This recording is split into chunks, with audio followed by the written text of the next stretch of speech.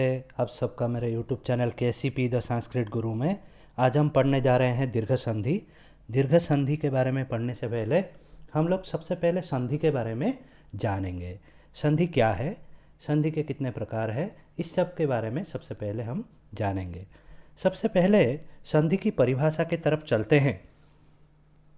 संधि की परिभाषा इस प्रकार है, दो निकटतम वर्णों के मेल से होने वाले विकार अर्थात परिवर्तन को संधि कहते हैं।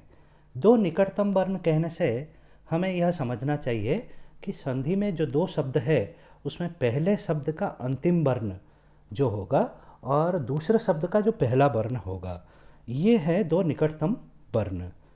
जैसे नीचे दिया गया उदाहरण को हम देखते हैं। धर्मयुक्त अर्थ, इसमें दो शब्द है धर्म और अर्थ। धर्मार्थ हुआ है। पहले शब्द का हम वर्ण विच्छेद करके देखें तो ध युक्त अ युक्त र युक्त म युक्त अ, इसमें अंतिम वर्ण है अ। और अर्थ शब्द को अगर वर्ण विच्छेद करें तो अ युक्त र युक्त थ युक्त अ, इसमें पहला शब्द है अ। यहाँ पर दो निकटतम वर्ण है, पहले शब्द का अंतिम वर्ण अ और दूसरे शब्द का पहला वर्ण अ। ये दोनों मिलकर यहाँ पर आ के रूप में परिवर्तित होते हैं, इसलिए यहाँ पर संधि है। संधि तीन प्रकार का होता है, यथा स्वर संधि, व्यंजन संधि और विसर्ग संधि। स्वर संधि हम उसे कहेंगे जो स्वर वर्ण के साथ मिलकर स्वर वर्ण का संधि होता है। स्वर वर्ण के साथ स्वर वर्ण मिलकर संधि हो, परिवर्तन हो, विकार हो, उसको हम स्वर संधि कहेंगे। व्यंजन संधि, व्यंजन वर्ण के साथ स्वर वर्ण या व्यंजन वर्ण के मिलन से जो संधि होता है उसे व्यंजन संधि हम कहते हैं। विसर्ग संधि, जब विसर्ग के साथ स्वर वर्ण या व्यंजन वर्ण के मिलन से संधि होता है उसे हम विसर्ग संधि कहते हैं।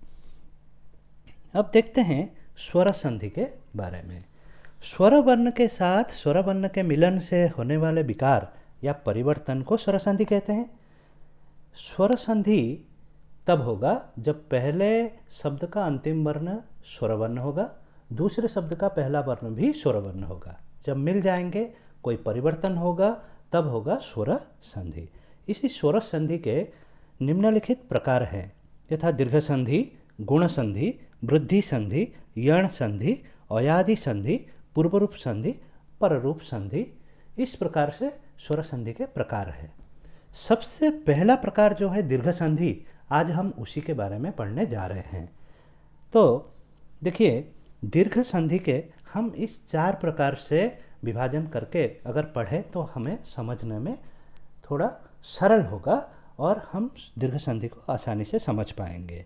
सबसे पहला प्रकार है अ या आ के साथ अ या आ मिले तो जो परिवर्तन होगा वो आ के रूप में होगा। यथा अ युक्त आ के रूप में आया, अ युक्त आ उसमें भी आ ही हुआ, आ युक्त आ हुआ और आ के साथ आ मिलने पर भी आ ही परिवर्तन हुआ। इसी तरह से ई के साथ दीर्घई या ह्रस्वई, उसी तरह से दीर्घई के साथ ह्रस्वई या दीर्घई मिलने पर दीर्घई ही रूप होता है। अगर उसको हम विभाजित करके देखें, ह्रस्वई ह्रस्वई के साथ मिलकर दीर्घई होता है, ह्रस्वई दीर्घई के साथ मिलकर दीर्घई होता है, दीर्घई ह्रस्वई के साथ मिलकर दीर्घई होता है और दीर्घई दीर्घई के साथ मिलकर दीर्घई होता है। तृतीय प्रकार जो है वो है ह्रस्वऊ या दीर्घऊ। ह्रस्वऊ या दीर्घऊ के साथ मिलने के बाद परिवर्तन जो होता है वो दीर्घऊ के रूप में होता है। तो ह्रस्व ह्रस्व के साथ मिले तो दीर्घऊ, दीर्घऊ के साथ मिले तो भी दीर्घऊ, दीर्घऊ ह्रस्व के साथ मिले तो भी दीर्घऊ और दीर्घऊ दीर्घऊ के साथ मिले तो भी दीर्घऊ ही होता है। उसी प्रकार री के साथ मिले तो दीर्घ री के रूप में परिवर्तन होता है। तो ये दीर्घ संधि के हम चार तरह से विभाजन करके समझ सकते हैं। सबसे पहला प्रकार अभी देखते हैं अ या आ के साथ मिलकर आ होता है। सबसे पहला अ के साथ मिलकर आ होता है। धर्मयुक्त अर्थः धर्मार्थः, इसमें हम वर्ण विच्छेद करके अगर देखें, ध युक्त अ युक्त र युक्त म युक्त अ, और अर्थ को विभाजित करके देखें, अ युक्त र युक्त थ युक्त अह अर्थः। इस तरह से अंतिम वर्ण जो पहले शब्द का है वो है अ, और दूसरे शब्द का पहला वर्ण अ, यहाँ मिलकर आ होता है, इसलिए धर्मार्थः। उसी प्रकार आ के साथ मिलकर आ होता है, यथा धन युक्त आगार। यहाँ पर आप देख सकते हैं धन में अंतिम वर्ण अ है और आगारह में प्रथम वर्ण आ है, आ के साथ मिलकर आ हो रहा है। ठीक उसी प्रकार अ के साथ मिलकर आ होता है, यथा विद्या युक्त अर्थी। विद्या में अंतिम वर्ण आ है और अर्थी में पहला वर्ण अ है। अ के साथ मिलकर यहाँ पर आ में परिवर्तित हो रहा है। उसी प्रकार आ के साथ मिलकर भी आ होता है, यथा विद्या युक्त आलयः विद्यालयः। यहाँ पर देखिए प्रथम शब्द का अंतिम वर्ण आ है, विद्या में अंतिम वर्ण आ, आलयः में पहला वर्ण आ, तो आ के साथ मिलकर यहाँ पर आ के रूप में परिवर्तित होता है। अब चलते हैं दूसरे प्रकार, ह्रस्वई या दीर्घई।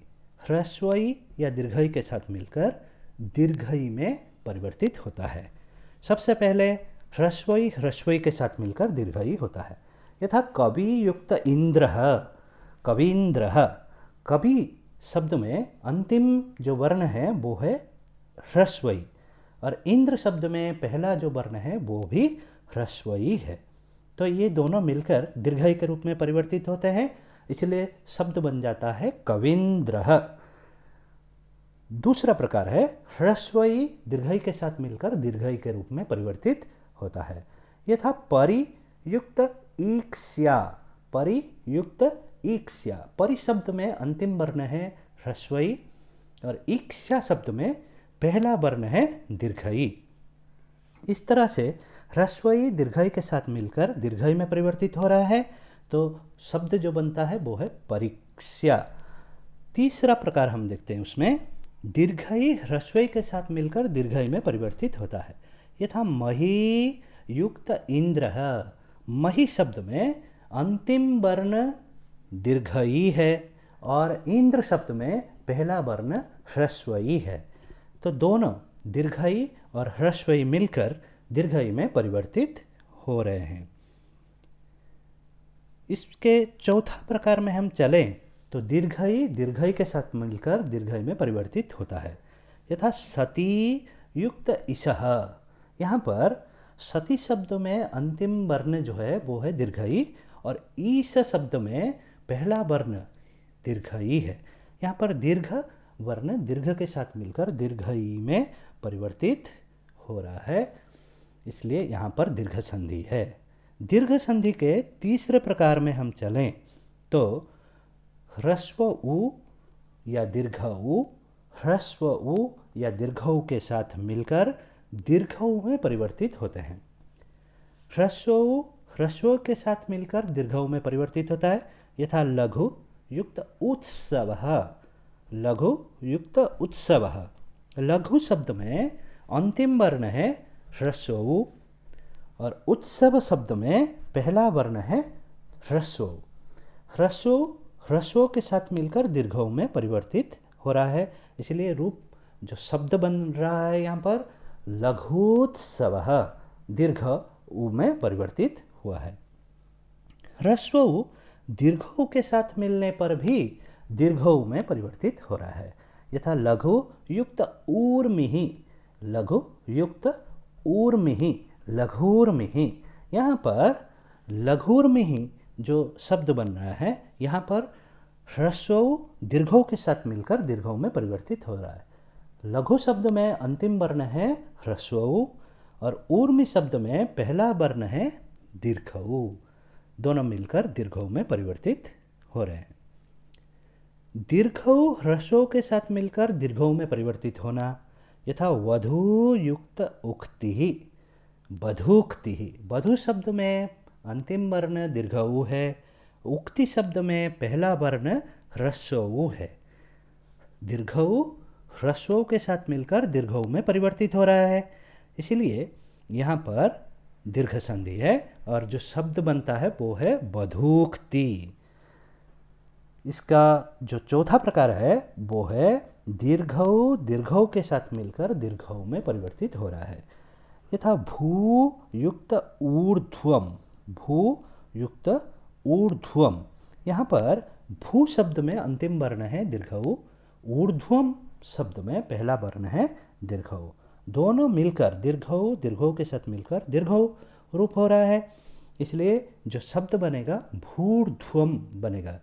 तो दीर्घ संधि के चतुर्थ प्रकार हम देखेंगे किस प्रकार से री के साथ मिलकर दीर्घ री में परिवर्तित होता है।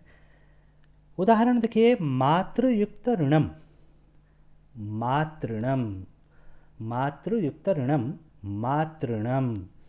म युक्त आ युक्त त युक्त री। ऋणम शब्द में री युक्त ण युक्त अ युक्त म, ऋणम।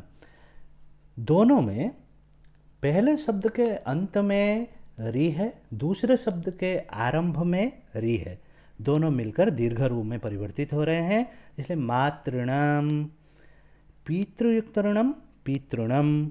भातृयुक्त ऋणम, भ्रातृणम। इस प्रकार से शब्द बन रहा है। चौथा उदाहरण देखिए, भ्रातृ प्लस ऋद्धि ही, भ्रातृद्धि ही।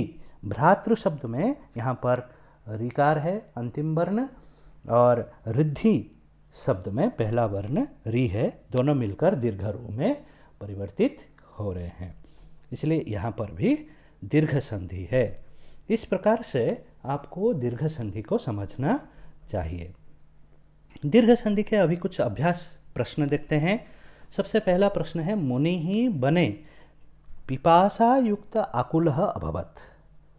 यहाँ पर पिपासा शब्द में अंत में आ है, आकुल शब्द में आरंभ में आ है, तो आ युक्त आ मिलकर आ में परिवर्तित हो रहे हैं।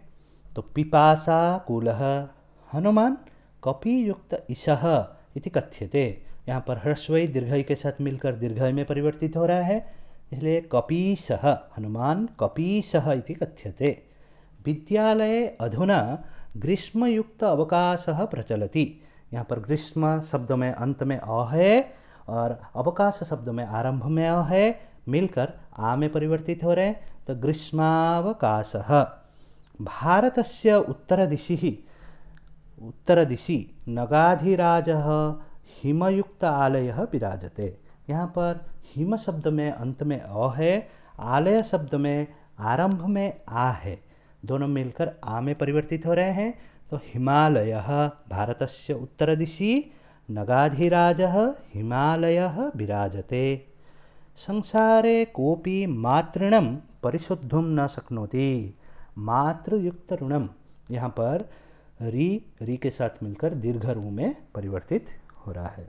सागरे पूर्णिमायां गुरुयुक्त ऊर्मयः दृश्यन्ते। यहाँ पर गुरु शब्द में ह्रस्व ऊ है, ऊर्मयः शब्द में आरंभ में दीर्घ ऊ है, तो दोनों मिलकर दीर्घ ऊ में परिवर्तित हो रहे हैं, तो गुरुर्मयः इस तरह से रूप बन रहे हैं। दोस्तों, अगर इस तरह से ध्यान से आप दीर्घ संधि को समझें और अलग अलग प्रश्नों का अभ्यास करें, तो दीर्घ संधि में आपको किसी भी तरह की शंका नहीं रहेगी, ये मेरा मानना है। तो आप सबका धन्यवाद है। अगर आपको मेरा जो वीडियो पसंद आए तो लाइक और कमेंट करना ना भूलें और सब्सक्राइब करना ना भूलें। धन्यवाद।